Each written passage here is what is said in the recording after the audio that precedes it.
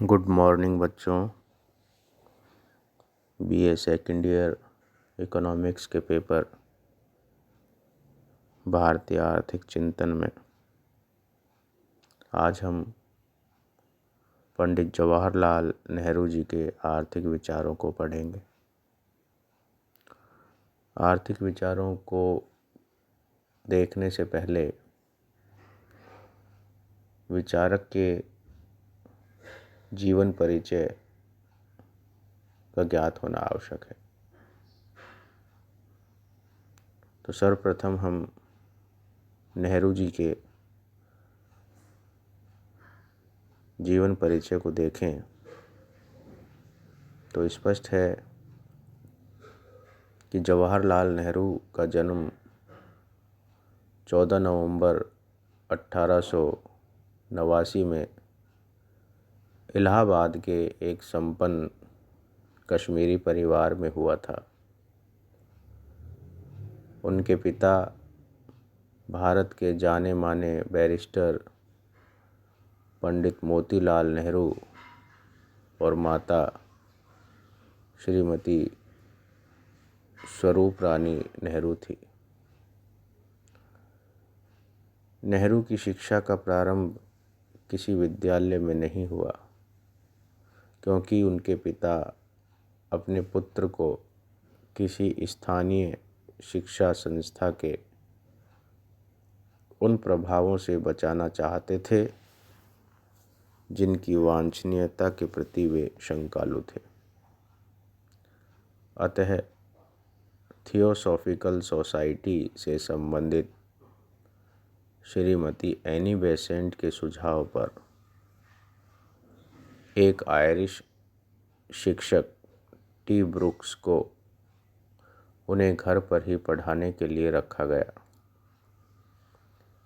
Brooks के अध्यापन के प्रभाव के कारण बालक जवाहरलाल में Scott, Charles Dickens, Thackeray, Sherlock Holmes, Mark Twain आदि अंग्रेजी साहित्यकारों के साहित्य में रुचि उत्पन्न हुई। किशोर अवस्था तक उन पर जिन व्यक्तियों का महत्वपूर्ण प्रभाव पड़ा, उनमें उनकी माताजी, उनके पिता और भारत में थियोसॉफिकल समाज की प्रचारक एनी बेसेंट प्रमुख थी। अपनी माता से नेहरू ने स्वभावगत कोमलता, पिता से व्यवहार की शालीनता और एनी बेसेंट से उनके वैचारिक भव्यता, वाक्पटुता और भाषण कला की निपुणता प्राप्त की। 1905 में 15 वर्ष की अवस्था में उन्हें स्कूल शिक्षा के लिए इंग्लैंड भेजा गया।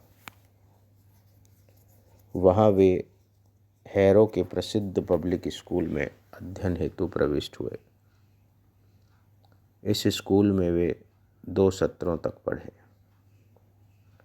स्कूल में उनकी शैक्षणिक गतिविधियों से अनेक शिक्षक काफ़ी प्रभावित हुए और उन्हें पुरस्कृत किया गया। अक्टूबर 1907 में जवाहरलाल नेहरू ने कैम्ब्रिज के प्रसिद्ध ट्रिनिटी कॉलेज में प्रवेश लिया। ब्रिटेन के कई प्रधानमंत्रियों ने इस कॉलेज में शिक्षा प्राप्त की थी। जवाहरलाल ने अध्ययन के लिए विज्ञान के विषयों रसायन शास्त्र, भूविज्ञान और वनस्पति विज्ञान का चयन किया,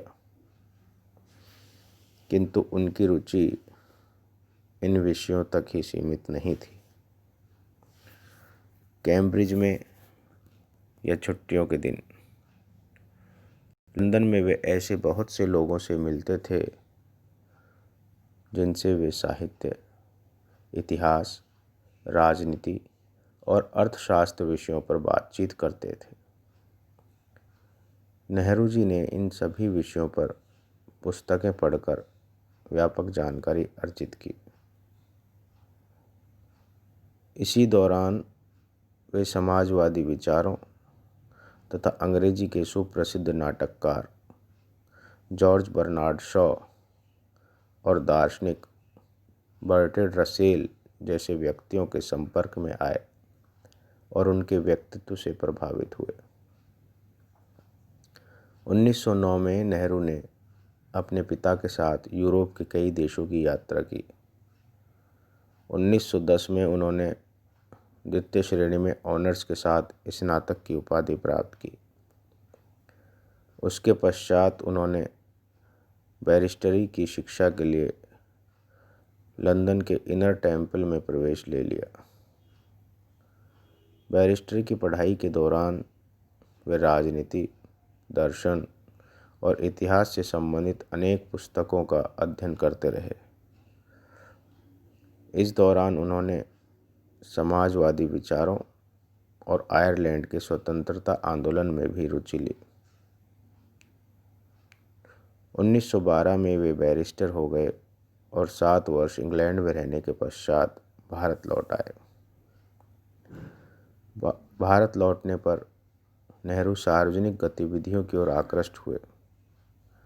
1912 में वे पहली बार कांग्रेस के बांकीपुर अधिवेशन में प्रतिनिधि के रूप में सम्मिलित हुए। 1916 में वे महात्मा गांधी के संपर्क में आए। कई सैद्धांतिक प्रश्नों पर वे गांधी जी के विचारों को स्वीकार नहीं कर सके, तथापि राजनीति में नैतिक तत्व को सर्वोपरि मानने की गांधी की प्रवृत्ति ने उनको अभिभूत कर लिया। उनका संपर्क गांधी जी से दिन प्रतिदिन प्रगाढ़ होता गया। उन्होंने राजनीति में स्वयं को गांधी जी का अनुयायी बना लिया। 1916 में उनका विवाह कमला कौल से हुआ, जो दृढ़ इच्छा शक्ति की साहसी महिला थी, और परिवार के अन्य सदस्यों के साथ वे भी स्वतंत्रता के संघर्ष में सम्मिलित हो गई और कई बार जेल भी गई। 1920 में गांधी जी के नेतृत्व में कांग्रेस ने असहयोग के कारण देश की जनता में उत्कट उत्साह व्याप्त हो रहा था। चौरा चौरी नामक स्थान पर हुई हिंसक घटना के कारण गांधी जी ने आंदोलन स्थगित कर दिया। नेहरू ने आंदोलन के स्थगन के गांधी जी के निर्णय की कड़ी आलोचना की। 1926 में नेहरू ने यूरोप की यात्रा की। इस यात्रा के दौरान उन्होंने यूरोप में हो रहे आर्थिक, राजनीतिक और वैचारिक परिवर्तनों को निकट से देखा। 1927 में ब्रुसेल्स में पीड़ित देशों की कांग्रेस में वे भारतीय राष्ट्रीय कांग्रेस के प्रतिनिधि के रूप में सम्मिलित हुए। इस दौरान वे सोवियत रूस भी गए। रूस में अपनाए गए योजनाबद्ध विकास ने उन्हें अत्यधिक प्रभावित किया और भारत के लिए भी उन्होंने योजनाबद्ध विकास की कल्पना की। नेहरू जी ने अपने जीवन में अनेक बार लंबी लंबी जेल यात्राएं की। इन जेल यात्राओं का सार्थक उपयोग उन्होंने लेखन में किया और अपनी सर्वश्रेष्ठ रचनाएं जेल में ही लिखी।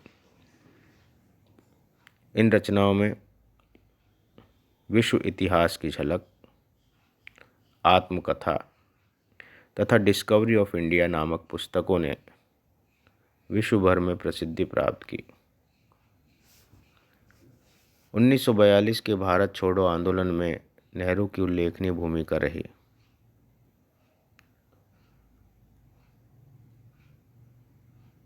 उन्हें भी अन्य नेताओं के साथ गिरफ्तार कर लिया गया। 1946 में अंतरिम सरकार के प्रधानमंत्री का दायित्व संभाला तथा 15 अगस्त 1947 को वे स्वाधीन भारत के प्रथम प्रधानमंत्री बने। 27 मई 1964 तक मृत्यु पर्यंत इस पद पर बने रहे। इस प्रधानमंत्रित्व काल में नेहरू ने भारत के आधुनिकीकरण के स्वप्न को साकार करने का अथक प्रयास किया।